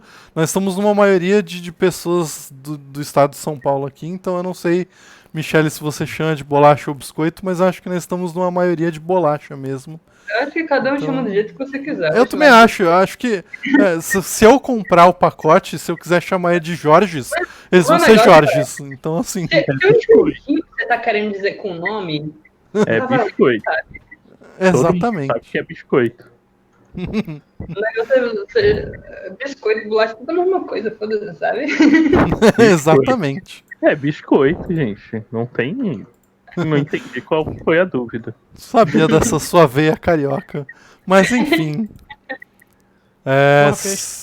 Eu tinha também essas adaptações todas do 3DT, mas eu lembro que eu fiquei muito empolgado porque foi eu tinha só o Lobisomem na época de livro de RPG. Então eu ter comprado o Street Fighter RPG mudou minha vida, assim. Achei Street Fighter The Storytelling Game, né? É um jogo de RPG desenvolvido pela White Wolf 94. Exato. Isso é maravilhoso. Mas isso rendeu um sistema de luta pra White Wolf, né? Sim, então, o sistema de luta da White Wolf é horroroso. Por quê? Porque eles não fizeram o sistema do Street Fighter. O sistema do Street Fighter ele era todo pensadinho para simular um jogo de luta. Então, como que ele funciona? Você tinha as suas cartas de ação. Você pegava lá cartinhas e você escrevia lá soco forte, soco fraco, chute forte, chute fraco, bloqueio e os golpes especiais. E aí você ficava com um baralho na sua mão. Você escolhia um, o oponente escolhia um, você descia. Cada golpe tinha uma velocidade para saber quem acertava e quem errava. Então isso meio que dava para você simular, fazer um comando no videogame e isso funcionar. Só que quando eles passaram pro World of Darkness Combat, eles mudaram essas regras que funcionavam direito para tentar colocar no World of Darkness com tipo um esquema diferente de vida e tal, e ficou uma porcaria. Esse livro é execrável. Mas o Street Fighter RPG é muito legal. Tem inclusive uma galera famosa aqui, ó. Se eu não me engano, o Thiago Rosa e o Odmir Fortes, que são da Jambô, eles são grandes fãs do Street Fighter RPG e eles falam direto de mesas de Street Fighter RPG. Nesse negócio muito. Tu já misturou Lobisomem com Street Fighter RPG, né, Álvaro? Certeza. Não, porque ele é mais difícil de misturar com outros cenários do World of Darkness. Porque. É falta de vontade, só falta de tentativa. Existe, tipo, a galera conseguiu traduzir legal. Tem um grupo, né, na internet que pegou pra si. E assim, saíram alguns livros, não foi só o Street Fighter RPG, saiu os Segredos da Shadalu, o Guia do Jogador, o Competidores e uns outros. E aí essa galera traduziu os livros que nunca chegaram até aqui, porque como foi uma promoção da revista, eles não tinham direito de todo o material. Então você consegue acessar bastante coisa. É um sistema, inclusive, que eu mencionei, eu acho que eu falei com a Naomi, que eu queria narrar no ano que vem aqui no canal. Principalmente porque ela falou que o Bernarenko e a Michelle são muito fãs de Street Fighter. Eu falei, cara, eu sou muito fã de Street Fighter, mas eu sou muito ruim de Street Fighter. Então, assim, eu nem me atrevo a jogar com pessoas que sabem, porque é só me humilhar. Então. Eu tô sendo ruim há 20 anos e tá sendo ótimo. Justo. Mas aí eu pensei, posso trazer pro meu mundo pessoal, que é o mundo do RPG, e narrar um RPGzinho de Street Fighter. Mas eu acho que tu falou aí de misturar Street Fighter com o mundo das trevas. Isso é Darkstalkers. Sim, basicamente. Existe um quadrinho muito, muito bom, que é Street Fighter vs Darkstalkers. E você olha e você fica, cara, isso vai ser só, tipo, um fanservice sem sentido. E ele é um fanservice sem sentido. Mas é um fanservice sem sentido tão bom. Eu gosto desse tipo de fanservice sem sentido. Me incomodam alguns fanservices, tipo Batman vs Alien. Eu não sei se vocês já leram esse quadrinho. Esse quadrinho me irrita, porque o Batman... ele cata a boquinha do Alien. O Alien, ele solta aquela mini boquinha pra pegar o Batman. O Batman cata ela e arranca na mão. Tava preparado. E aí eu olho e eu falo, tipo... Porra, Batman, tá ligado? Tipo, essa arrancada da carapaça do Alien com a mão era digno de entrar num Tumblr que eu perdi. Infelizmente, eu não acho mais, mas que ele era fantástico, se chamava Batman Chutando Coisas. Que era tipo um Tumblr que mostrava o Batman chutando coisas. Que iam desde chutar uma pessoa transeunte na rua, até bater lelê com o Batmóvel, que tem um quadrinho que ele chuta o Batmóvel pra cima, e ele chutando o Darkseid, o famoso bate-chute cósmico, né? Batman chutando coisas. Batman só precisa estar preparado. Ele sabia exatamente o local certo em que aquela sub-boquinha do Alien é mais frágil. Sim, sim. De Batman ainda. A defesa do Batman é muito boa. Tem um que é um crossover também, que é Alien versus Predador versus Witchblade versus Darkness.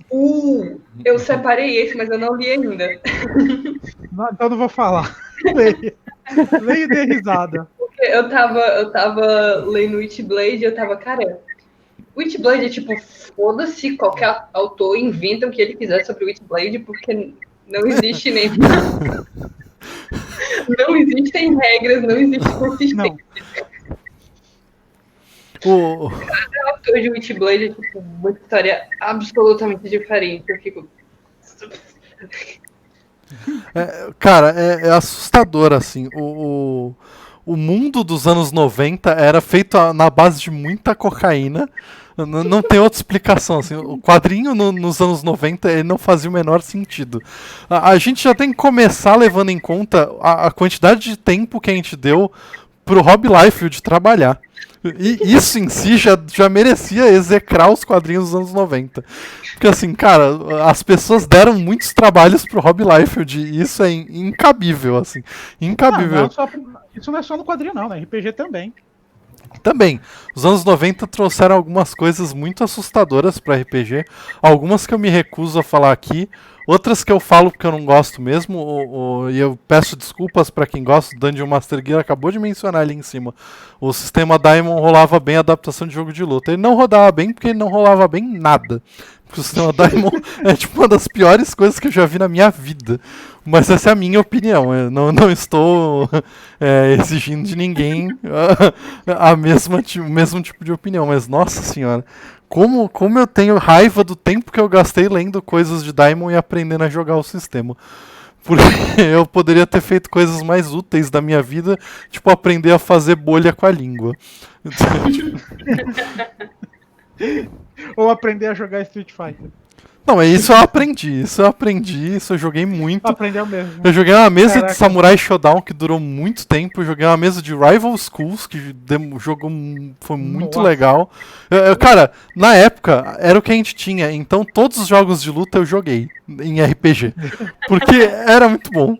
Cara, eu passei tanto tempo jogando jogo de luta, e nos últimos anos jogando RPG, e eu ainda não tinha unido esses mundos, viu? Eu tô pensando, cara, as oportunidades que eu perdi, o tempo que eu gastei até agora. Caramba,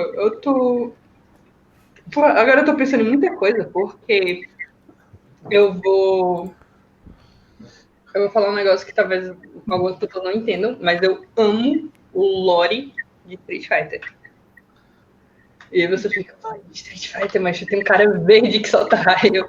Não, tem lá. Sim, E tem. a história da maioria dos personagens é uma bosta. Mas. Mas as intrigas entre eles são mó legais, que tem umas que são dignas de, tipo, né, uma grande saga e outras é só porque, não gosto mesmo dele. Ou então eu tropecei nele na rua, umas paradas assim, isso é muito legal. Sim, e tipo, tem certas pequenas coisinhas que quando você estica numa linha do tempo, você fica. Cara, isso é um arco de personagem muito legal.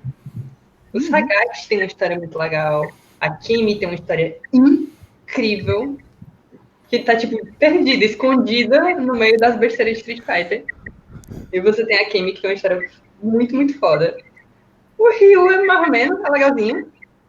É legalzinha a história dele. A do Gaio é super bidimensional. Mas ela é consistente. Não é aquela do filme, não? Achei que era do filme. Cara, eu vou te falar que eu gosto desse filme. Raul, não é tão longe assim do arco do Gael, na real. É bem perto. Verdade, o dele é bem parecido mesmo. É parecido. Mas já o Honda, o M. Bison como cinegrafistas, acho que não é, né? Cara, eu acho esse filme mó legal. Esse é um jogo muito ruim desse filme. Não sei se vocês lembram. Cara, ele era tipo, todo travado, porque era com, tipo, pegava a imagem do ator e aí era muito horroroso de jogar. Era um motion capture bizarro. Assim. Eles olharam Isso, pra tinha o Capitão Salada. A gente faz também. Gente, tem uma continuação desse filme. Não é uma continuação, fizeram uma minissérie, eu acho, do Street Fighter, do Dalsin Taxista, lembra? Caraca, eu não Sim. Eu não vi isso. É que, na real, era um canal de comédia que fez o nome da. E assim, cara, eu recomendo muito. O nome dessa saga é Street Fighter The Later Years. Que é tipo, começa com o Zangief, e o Zangief trabalha num fliperama, e aí ele tá tipo limpando assim o chão do fliperama com esfregão, e aí tem dois moleques jogando, e aí um deles vira e fala, você perdeu, o Zangief é muito ruim e tal, e aí o Zangief começa a chorar altão, e aí o dono do fliperama fala, não, chega, você fica se impactando com as crianças falando de você vai embora. E aí ele vai embora e ele chama um táxi, o taxista é o Dalsin. E aí eles decidem que eles vão tentar reunir os combatentes para fazer um novo torneio Street Fighter. E é maravilhoso, que tipo, o Ryu ele virou vendedor de fita de autoajuda. Tipo, aí ele tá tipo, ele vende lá aquelas áudio-aula, tipo, vídeo-aula, tipo, aprenda a dar um Hadouken na sua carreira. E aí, tipo, esses bagulho é muito legal. Caramba, é engraçado. Parece que ele ganhou um prêmio de websérie. É muito legal essa série. Eu recomendo fortemente. Eu já tinha mencionado isso antes e agora falar do Street Fighter RPG tá me dando muita vontade. Eu não tenho tempo para isso no momento, mas ano que vem tá aí. Novas oportunidades, novas coisas, então provavelmente vai rolar aí um Street Fighter RPG no Contos Lúdicos. Eu acho que vale a pena. Mesa tu já tem. Eu sei que mesa tu já tem. Ah, sim. A cara da Michelle ali. Agora sim não, meu irmão tá me passando aqui. Se tu fizer esse RPG sem mim, eu vou fazer meu próprio Contos Lúdicos. Eu vou fazer essa Não, com certeza. Cara, é muito legal esse sistema. Eles conseguiram explorar bem o lance dos tipos de. Tem algumas coisas que tipo, eles meio que tentaram dar uma quebrada. Tipo, se eu não me engano, o estilo de luta da Kemi é Special Forces, é tipo forças especiais. Porque eles meio que não sabiam direito o que ela lutava, e aí eles falaram, tipo, a gente precisa colocar ela, porque ela é um personagem importante. E aí enfiaram lá um Special Forces. Mas é bem legal. Tipo, cada estilo de luta tem seus poderzinhos e seus especiais. E você pode criar. Tem uma série de detalhes para você criar o seu próprio finish e esse tipo de coisa. Então é bem legal. Só isso que eu quero pra minha vida.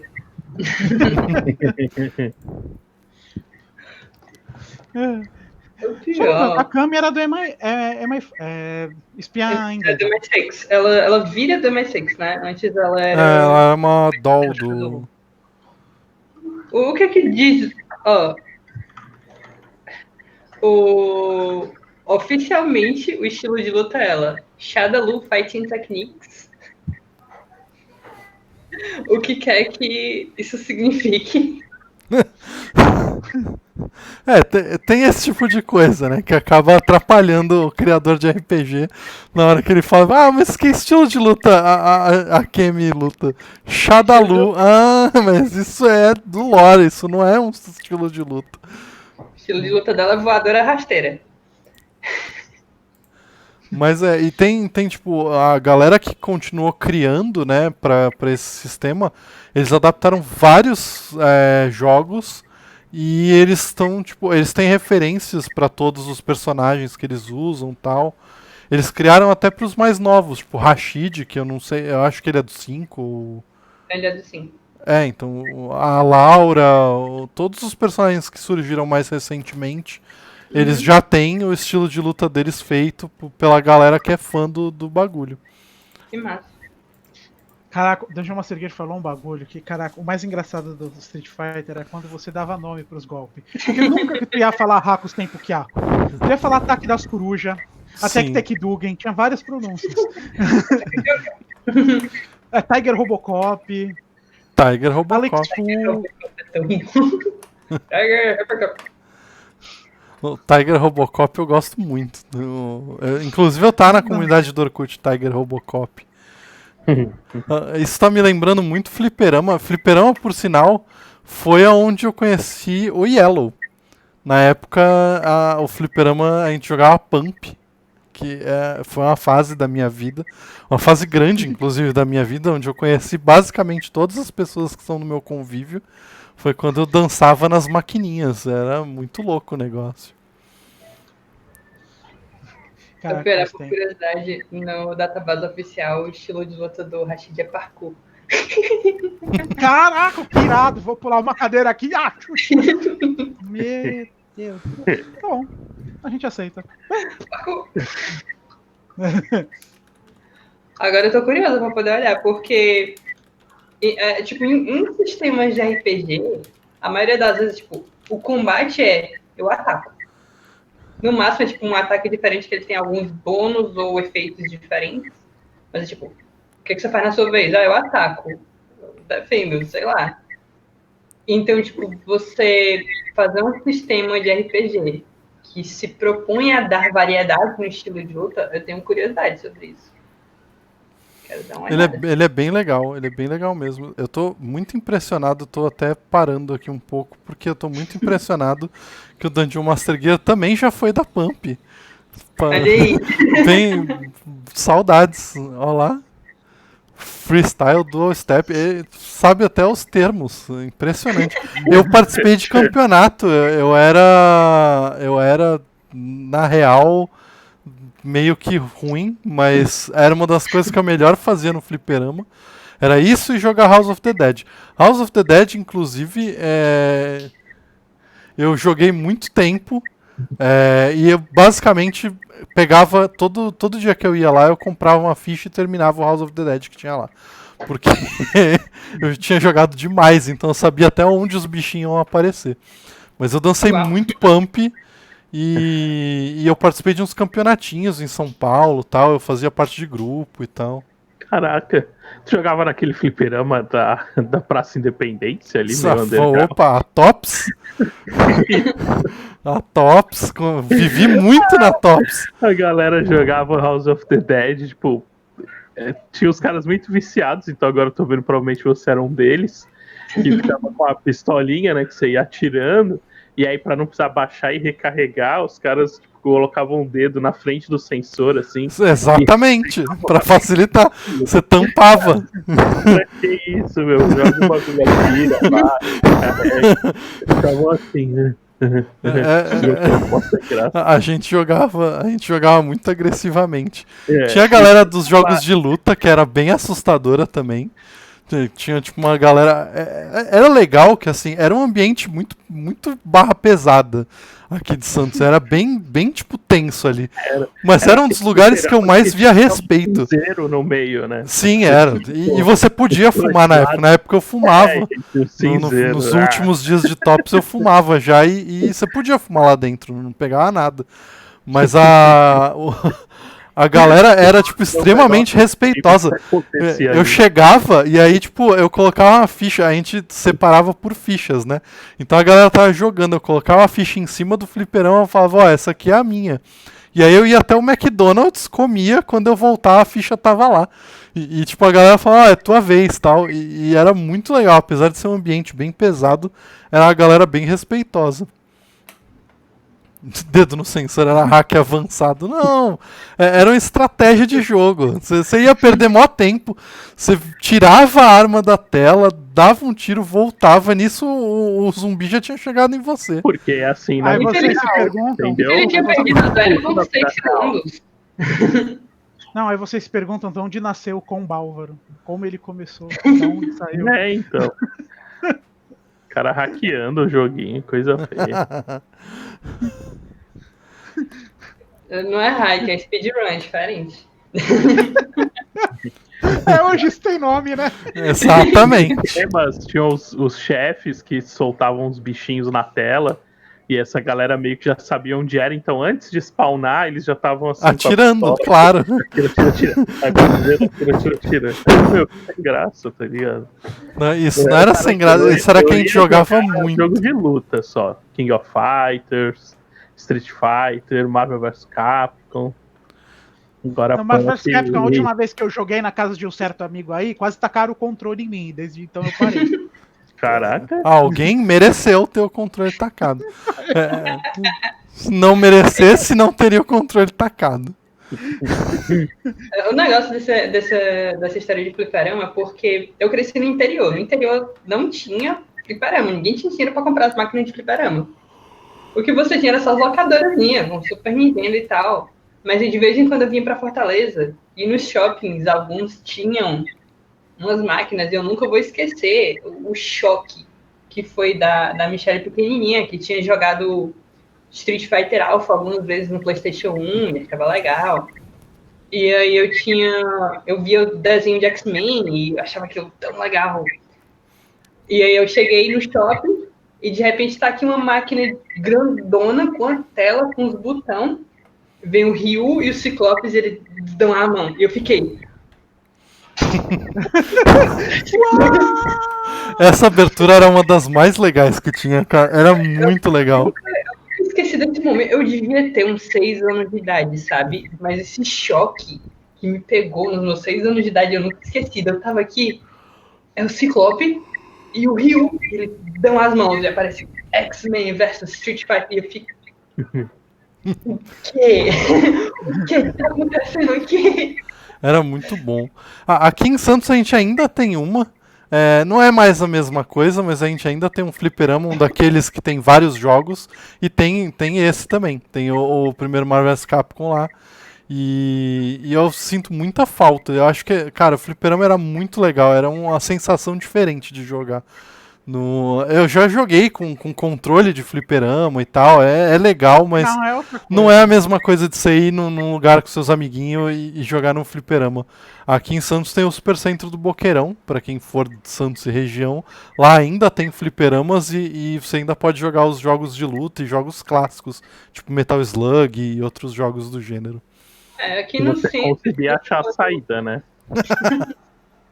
Aqui no centro, se você... Aí, diga pra galera de Fortaleza, se você fosse meter lá no shopping, eu acho que é esse o nome, que ele é uma galeriazinha, um becozinho lá no centro, você vai no segundo andar, tem um bar lá que tem umas mesas de sinuca e tem 2 máquinas de King of Fighters 98. Específico. É porque o único ambiente, tipo assim, de fliperama. Não tem mais aqui um ambiente de fliperama, não sobreviveu. Mas é tipo assim, você tem esses buracos escondidos no centro, em que vai ter gente jogando King of Fighters, porque sim. E aí, se você tiver no Benfica, de trás do Shopping Benfica, tem aquela loja Dominária, aquela loja de jogos de tabuleiro e coisas de RPG. E você sempre tem gente lá jogando Magic, de abafá. E eles têm na entrada 2 máquinas que eles instalaram ano passado, na verdade, ano atrasado, com uns emuladorzão, aquela Pandora Box. Show. Deixa eu só agradecer aqui que a gente teve uma raid do Geek RPG. Valeu, galera, bem-vindos. Hoje a gente, infelizmente, não teve nosso RPG, mas a gente tá batendo um papo super legal, que começou com o mundo das trevas, foi pro mundo do Street Fighter, agora a gente tá matando a saudade de jogos, fliperama e tudo isso. Então, fiquem aí, fiquem à vontade e batam um papo aqui com a gente. Pode continuar, eu acho que esse negócio do Benfica é muito legal porque é relativamente perto daqui de casa. É fácil de chegar e é um lugar onde tem muita gente da minha idade, sabe, tipo, do meu meio social, porque, querendo ou não, tem aqueles estigmas de você ter uma mulher e uma mulher LGBT dentro de um ambiente muito mais antigo, tipo assim, de macho velho, sabe? Que muitas vezes não fica muito convidativo. Mas aí, por causa do bairro Benfica ser mais acolhedor nesse jeito, acho que tem muito mais gente parecida comigo no Benfica. Eu chegava lá, eu ia no caixa, dava tipo 5 contos, me dá 5 contos em ficha. Eu pegava 5 contos de ficha e eu ia lá ficar jogando King of Fighters, tipo assim, saía da aula, ia lá no shopping, encontrava a namorada e ela não sabe jogar nada de King of Fighters, mas ela adora jogar as coisas também. Aí vamos jogar. A gente gastava uns 5 contos ali jogando, depois eu pegava um sorvete. E eu acho que esse tipo de ambiente,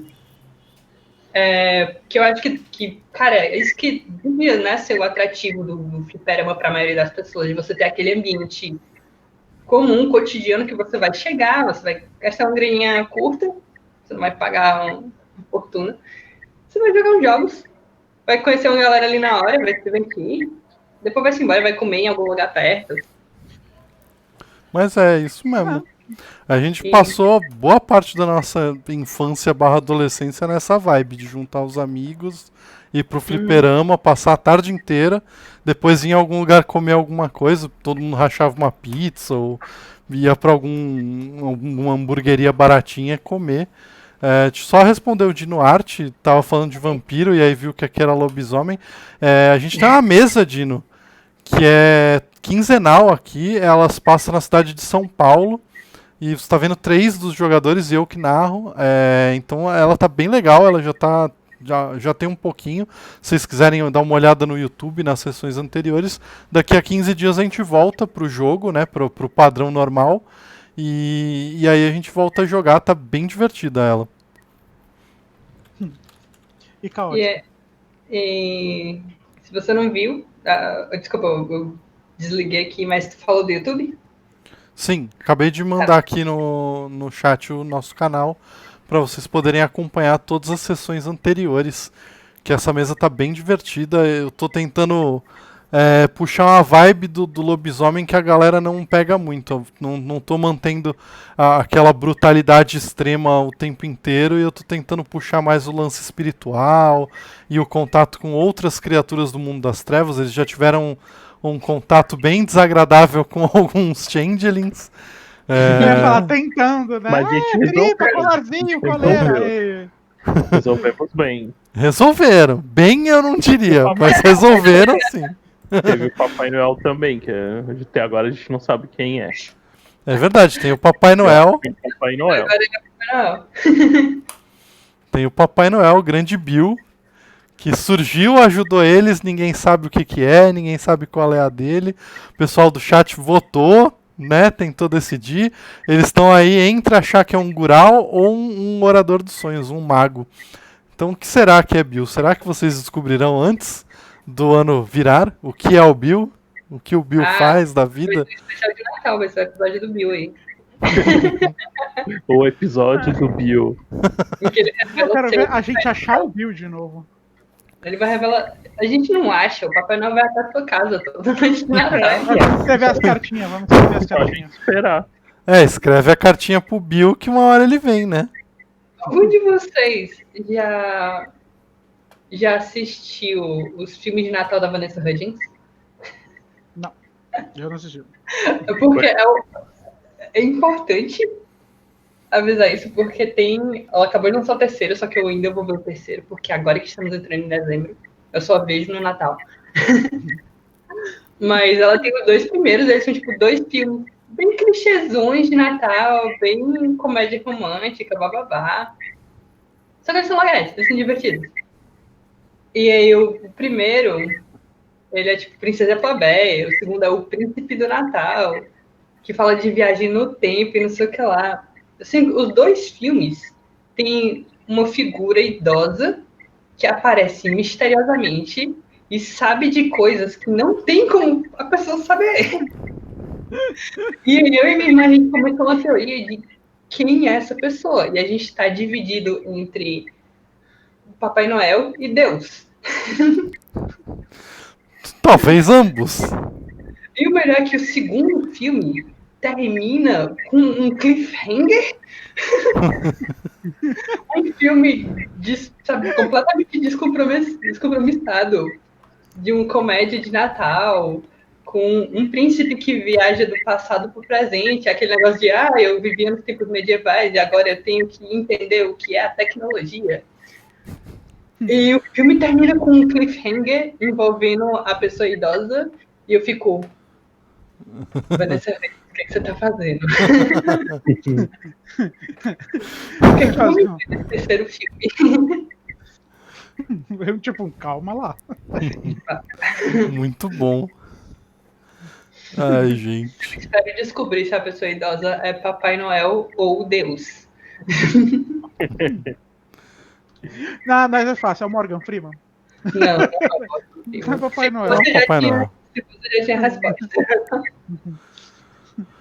Eu acho muito legal, agora que a gente tá no mundo natalino, né? É que Papai Noel existe canonicamente no World of Darkness. Eu não sei se vocês sabiam. Muito bom saber. Valeu, Dungeon Master Gear. Tá saindo aí, cansaço tá batendo. Tá, hoje o dia deve ter sido corrido mesmo. Valeu por ter acompanhado, foi muito divertido. Boa noite, bom descanso pra você. E logo menos daqui a... Sem ser nesse domingo, sem ser nesse sábado, no próximo, a gente tem mais uma sessão com o Dungeon Master Gear aqui no Contos Lúdicos, narrando Tormenta 20. A mesa Contatos Primordiais, tá bem legal. Eu tô com a minha medusinha que talvez tenha sido combada, talvez não. Eu não vou assumir ou negar qualquer tipo de Combada relação. não, otimizada. Planejada para o sucesso excepcional. Mas é isso aí. Mas sim, o Papai Noel ele é uma figura canônica do mundo das trevas. Ele é o representante dos humanos na corte feérica em Arcádia. Ele é o Bill. Talvez ele seja o Bill. Aposto no dinheiro que o Bill é o Papai Noel. Ele deu comida pra vocês, deixou vocês bem, ficaram de boa, protegidos, e aí sumiu, né? Coisa de Papai Noel aí.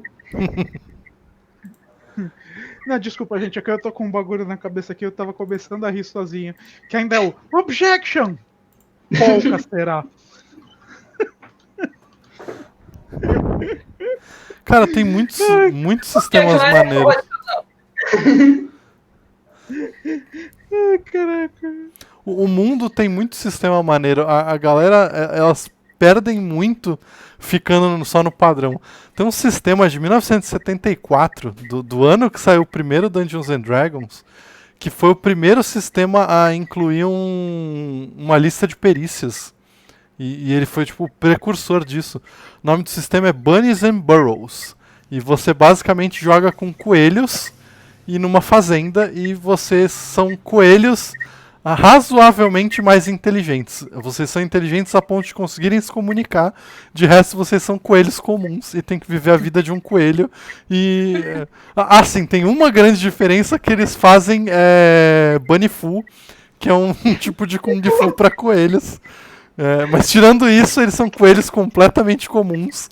Que não tem nenhuma habilidade excepcional, e aí você vive a vida de um coelhinho. E cara, é muito maneiro. Inclusive saiu uma adaptação pra GURPS desse sistema.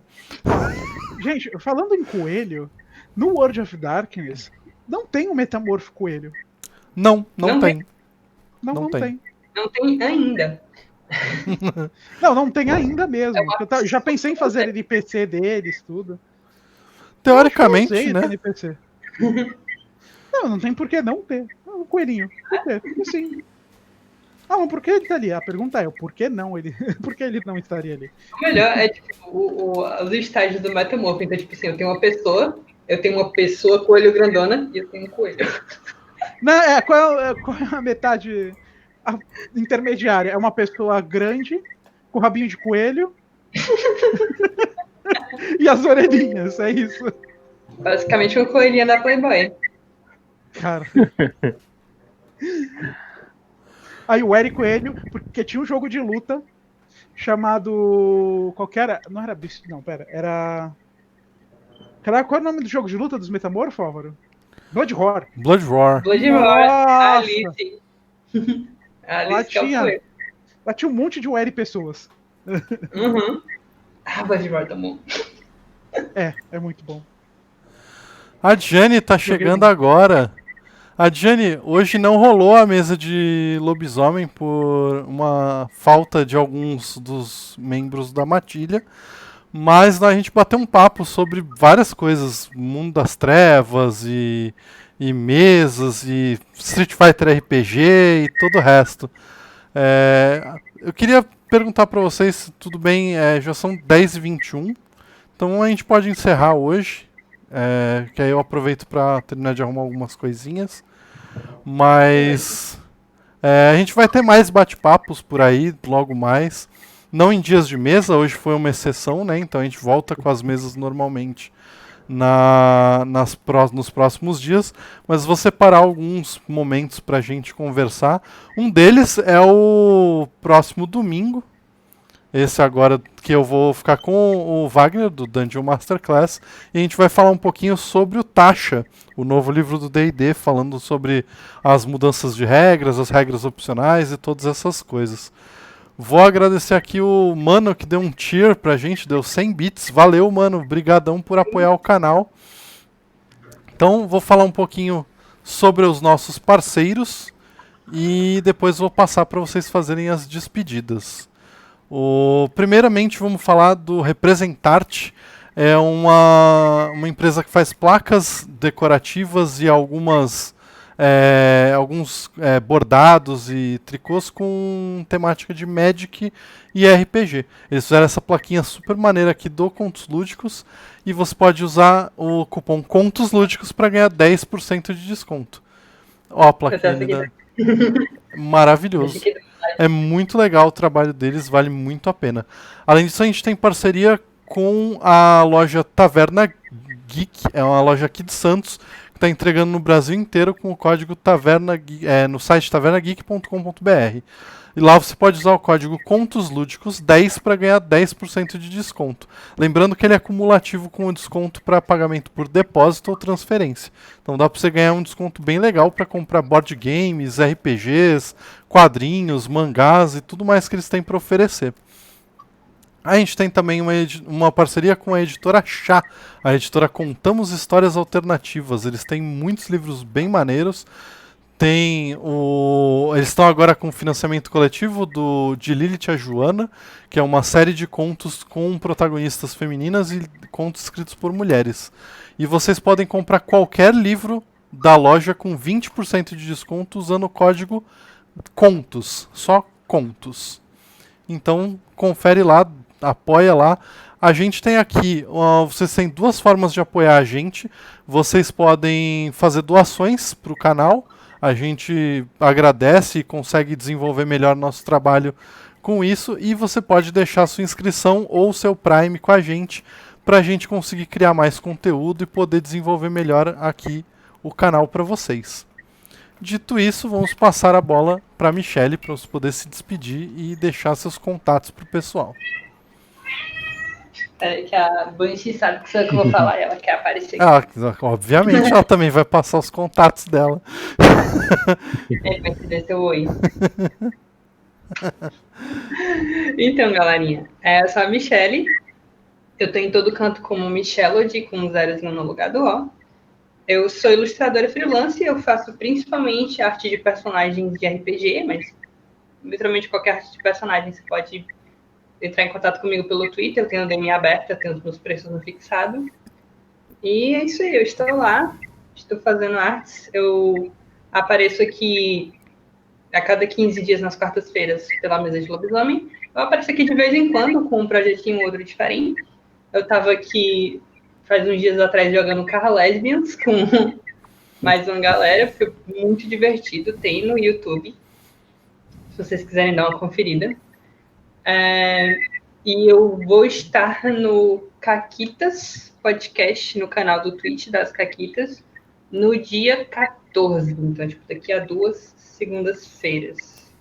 Vou estar jogando Dungeon Crawl Classics. Show! E eu tenho um canal no Twitch que eu tô começando a usar mais agora. Eu apareço nas tardes, às vezes, fazendo meus desenhos, minhas encomendas. Também o mesmo Michelody com zerozinho no lugar do O. E é isso. Me sigam aí nos cantos. Se vocês gostarem do meu trabalho, eu fico muito feliz. Perfeito. Então vou passar pro Dungeon Masterclass. Wagner, pode passar seus contatos, seu calendário. Valeu aí, pessoal, pelo papo. Foi bem divertido aqui. Lembrar tanto de lobisomem quanto de outras coisas nostálgicas.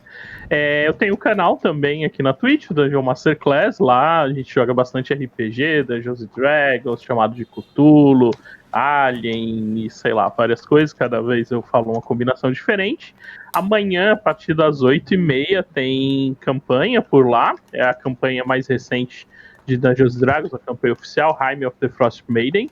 E tá bem divertida, tá no comecinho da história, então dá pra acompanhar a saga aí desses novos heróis. E domingão, por lá, tem também, a partir das 8h30 da noite, a Maldição de Strahd. E essa tá num momento bem interessante. Também Dungeons & Dragons. Então convido a galera que ainda não conhece para dar um pulinho, já tá o link ali no chat, e seguir, e depois acompanhar as mesas por lá também. Isso aí, valeu. Perfeito. E pode passar seus recadinhos. Bom, falei, eu sou o Yellow. Eu vou estar quinta e domingo com o Wagner, nessas 2 mesas que ele mencionou. Na Hammer of the Frost Maiden eu jogo o Karubi, que é uma meio-elfa monge. Na Maldição de Strahd eu jogo com o Dandelion, que é um druida. Na terça-feira eu vou estar aqui no Contos Lúdicos, narrando Tormenta 20, o legado da rainha. Vou estar aqui narrando. E quarta-feira que vem é dia de Ludo System. Nós estaremos aqui. E eu vou repetir tudo isso amanhã de novo lá no canal do Wagner. Então. É isso aí. Tá tranquilo. Tem bastante RPG para vocês a semana inteira se vocês seguirem o Dungeon Masterclass e o Contos Lúdicos. Vai ter bastante material.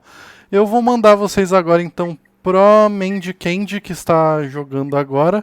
Ela jogou uma mesa de Vampira Máscara com a Naomi aqui do Contos Lúdicos. Foi bem legal, teve bastante gente que conheceu o canal por conta disso. Então vamos lá dar um oi para ela. Então, valeu galera e até mais. Falou, galera. Falou! Falou!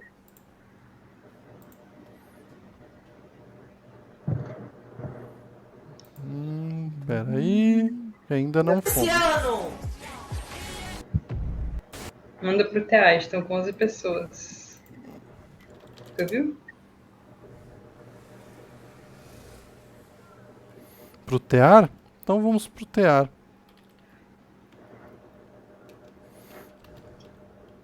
Deixa eu ver qual que é o...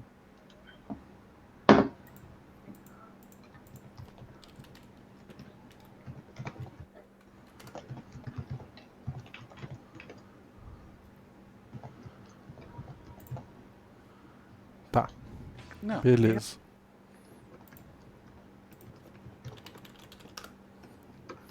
Prontinho.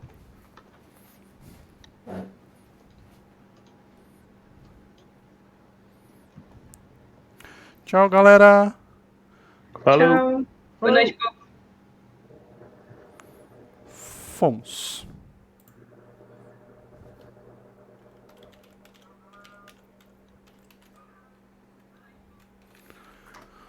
Gente, É isso aí, galera. Belezinha. Valeu, pessoal. Michelle já saiu.